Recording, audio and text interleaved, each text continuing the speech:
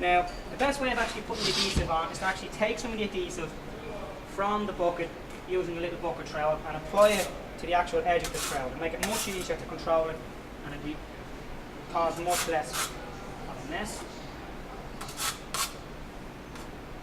Like so, and each time just rub it off the side of the bucket.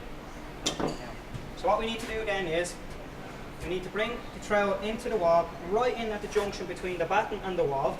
We're going to register the actual edge of the trowel. Now roughly at 45 degrees I'm going to actually hold the trowel, and you're going to hear that scraping action, and hopefully be able to see the clear ridges formed by the trowel and the actual wall as we bring it up.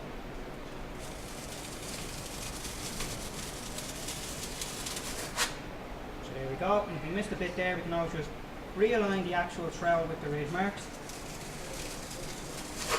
Bring it up like so, okay? Now what you can do is you could go along and you could do that along the length of the wall, okay? Generally what I do is just fit a few tiles and then do it. It's much easier to work it that way. But in this scenario, I'll just throw on another bit of the adhesive first.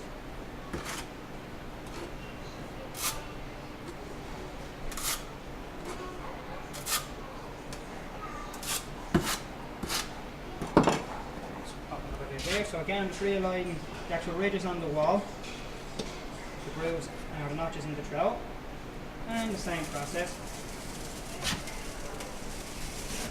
Up the wall, take off that little bit of excess there.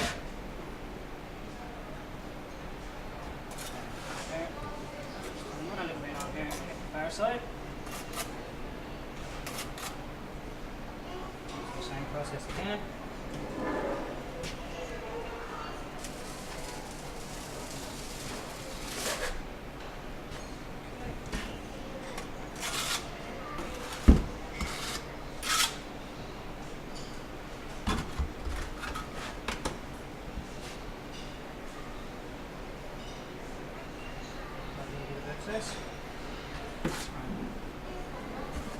Now, the next thing we must do is find the centre of the tile. Okay, so we measure that, and we see there it's 150, so half of that is 75 mil. So mark the 75.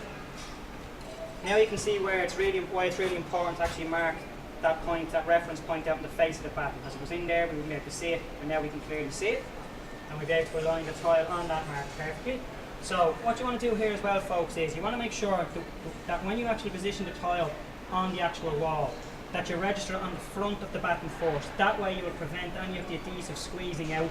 And what we want to have is we want to have tile contact in the batten. We don't want to get the adhesive between it, because if we do, it'll knock our joint lines out and we'll get a domino effect, and that won't yield that professional finish. Okay. So once again, you register this line here, the halfway mark on the tile, with that mark on the batten. And you make sure the tile contacts the actual batten first. Then you slide it in, you press it onto the wall nice and firmly, give it a slight twist, and make sure it's properly bedded on the wall, nice and flat on the wall, just like so. Okay, so there's our first tile in place. Now we can start cracking on with putting in a few more field tiles. So again, same process. Now this time you don't have to put the actual spacers in first, okay? You can position the tile and then spread the tile slightly apart and insert the spacers, okay? So again, same process, tile down onto the batten, push the tile in. Now I'll actually insert the spacers. And it's very important, folks, that the spacers actually go in like so, okay? The reason I'm putting them in like this on the wall is just to facilitate taking them out, because like I said earlier on, you would never leave these in place, okay?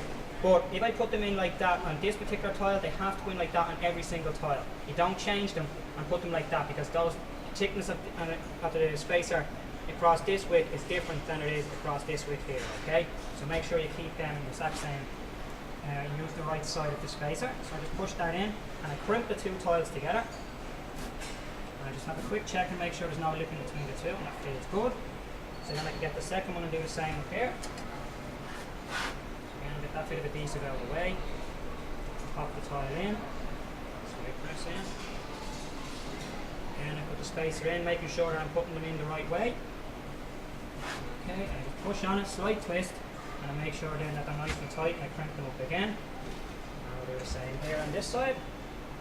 Tile onto the batten, no adhesive oozing underneath the tile. Just adhesive oozing out will actually kick off our layout. Joint lines will be inaccurate. I'll crimp that up like so. Pop that one in as well. Push and a slight twist of the tile, that beds it nicely on the actual wall. So again, exact same process there, folks. Okay, so you can see there with no adhesive underneath the actual tiles, okay, which is exactly what we want. Again, I can fit the spacers in now. Just like so, and I can put all in. Now we work our way up the rest of the way. Now, when you actually get to areas of the wall that are very difficult to apply the actual adhesive on with the trowel, what you can do is you can actually apply the adhesive onto the back of the tile there. But what you will notice I'll do is I will still make sure that I actually create these ridges on the back of the tile, because that makes sure we put on the correct amount of adhesive, okay? So for this scenario here, I leave out, I'll only put adhesive on with the trowel up this line here, okay? So, same process again, folks. Butter up the trowel.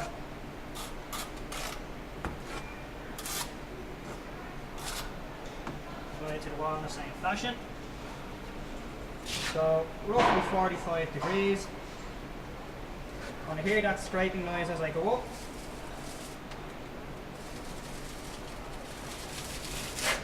Just like so. I can take off on the excess there. That's on the bottom of the tile.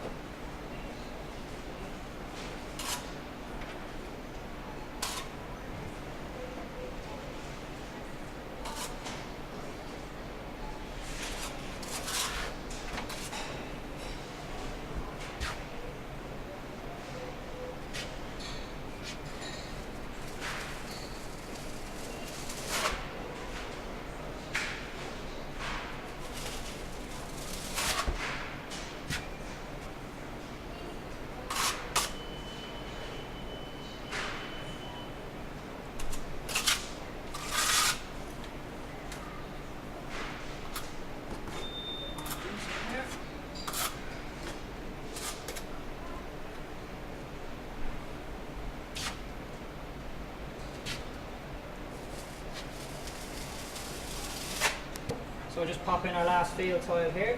Same process as before. Tile goes in, then you can give it a firm twist on the wall, press it against the wall, firmly bed it on the wall. Then we literally just stick in the spacer.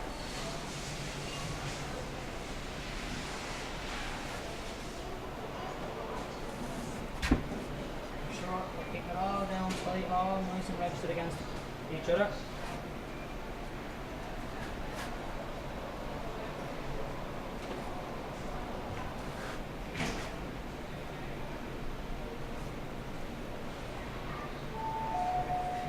As you're going along, guys, you would want to keep have a sponge and just dampen every now and again in a bucket of water and just wipe off the excess adhesive, okay?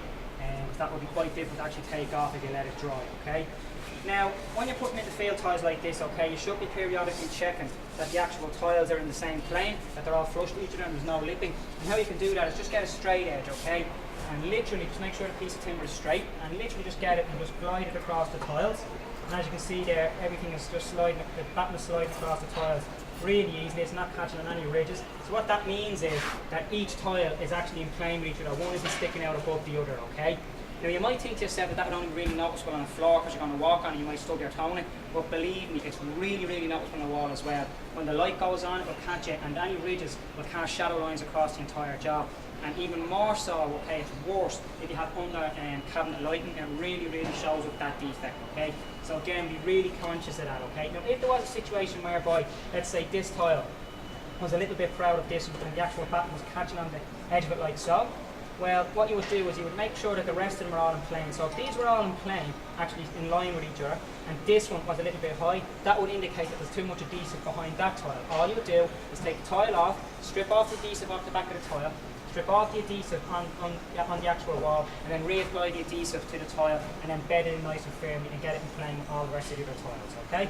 So what I'm going to do now is I'm going to show you the process of actually cutting around the actual sockets here, okay? and then we go on to the actual cutting of the tiles in and around the cabinets. Now, cutting the tiles around the socket is a good place to start for this reason, okay? The principle is very much the same as what we're going to do for the cabinets. However, we don't have to be as precise with our cuts for the simple reason that the faceplate is going to cover any slight deviation perfectly accurate, okay? All we need to do with the tile is make sure that we don't cut the tile, we just cut the tile in line with the edge of this metal box here. We don't want to cut the tile in so far that it actually prevents the screws going back into these holes here, okay? So to do that, all we need to do is take a tile, pop it on the backing, we'll stick a couple of spacers in, make sure we have it in the right position. Well, first of all, what I'm going to actually do is I'm just going to pick up the height that I need the cut to be at, okay? So that's the steel part of the box there. So all I do is pick up that point there, like so. And now what I'll do is I'll pop in the spacers here, like so. And what I'm going to do is I'm going to actually pick up this point here on the actual steel box again, the socket box there, okay? And now I'm just use my finger here as a guide, because like I said, I could take out a square and do this on a straight edge, but it doesn't have to be perfectly accurate, okay? So that's going to be the section there where we're actually going to notch out of this, okay? So what I'm going to do now is I'm just going to bring you guys just slowly over here, and what we're going to do is I'm going to actually... Okay, so we can see here now these lines represent the actual notch that we want to take out of the tile to actually fit around the socket, okay? But the tool we're going to actually use to take this notch out, okay, is a wet cutters, okay? And in a moment you're going to see that it constantly kicks up water to cool the blade down, but that water becomes a little bit grubby and it can actually obscure the pencil mark, or indeed it can wash it away, okay?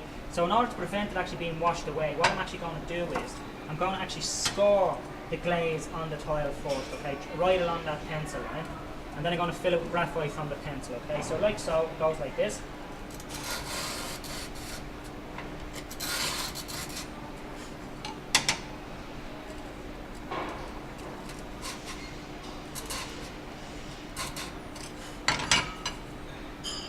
Just take a pencil and fill in that scribe line with the graphite from the pencil.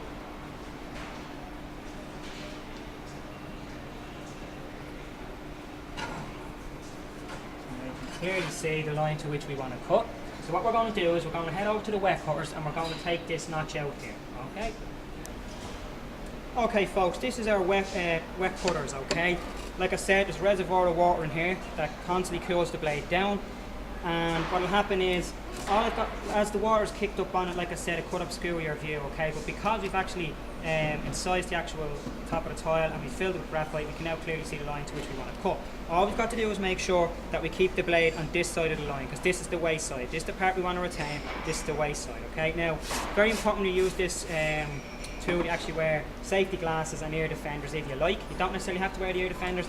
The decibel rating on this isn't such that it actually stipulates you have to wear the ear defenders, okay? But definitely the safety glasses are a must.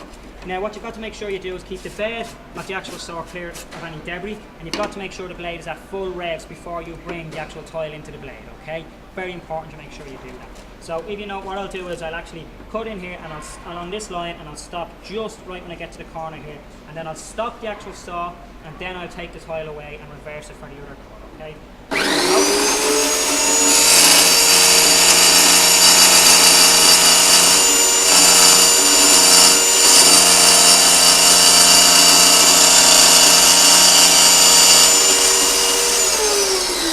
Very, very important, just stop the actual saw, folks, okay? It's dangerous if you retract it while the blade is still running, and it could also break the tile off on you, okay?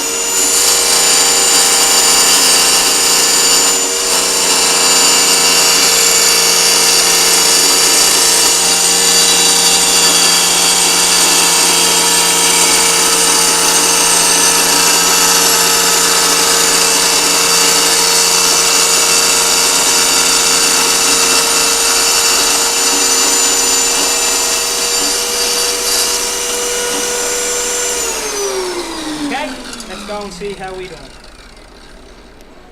Okay, so what we're going to do now is we're going to see how we fared in terms of taking this notch out to fit around the socket. So we'll fit it in a dry run first to see how we've done. And as you can see, that is absolutely perfect, okay?